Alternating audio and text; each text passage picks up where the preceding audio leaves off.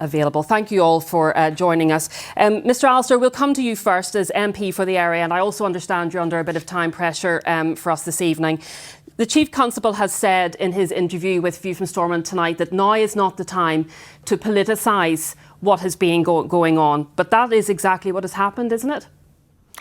Well, I think it's almost inevitable, but I agree with the Chief Constable that Stormont has let him down. There's been a lamentable failure in the funding of policing. Stormont had other less important priorities, and now we're reaping some of that, and I trust if anything comes out of this, it will be a wakening up by Stormont as to the need to properly fund the police.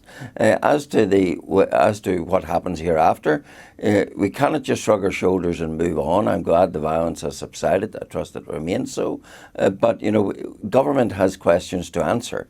They have questions to answer as to how and why migration into Northern Ireland has simply had a blind eye approach, why it has been allowed to accumulate in areas so like... You're conflating, and this is the part of the danger with this. You are conflating different issues and relating something that you shouldn't be relating to what has gone on the last week, and that is what you've been criticised for, as have others.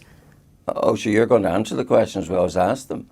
If we're going to learn anything out of this, then we'll have to learn that you cannot ignore issues that are causing difficulties in community. And it is a very live and persistent issue, and has been for some time, the over-concentration, particularly of Roma, in a part of Ballymena. The census statistics prove it beyond all doubt, and it is something now that government has to deal with. And has to deal with it on the basis that there is an open border from the Republic which allows all Eastern Europeans who are EU citizens to come into Northern Ireland. Mr. Allister, we are talking about, the Chief Constable spoke earlier about racial hatred. That is what it was on our streets, yes, in Ballymena and in other places, pure and simple.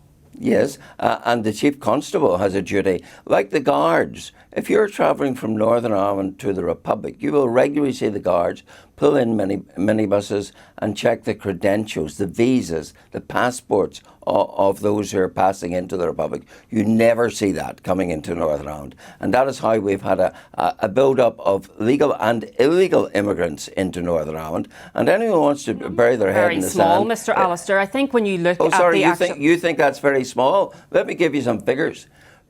Between 2011 and 2021, which is the census period, there was an increase of non-nationals into this small area of Ballymena by 52%.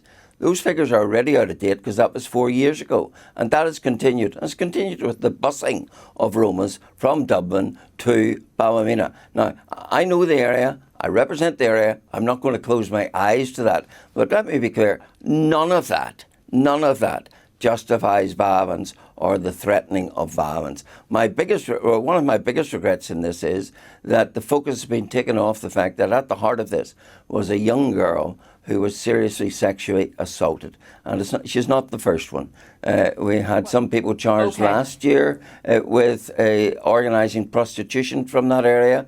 We've had people convicted of gangmaster offences in that area. All those issues need to be addressed. Okay, Paul Free.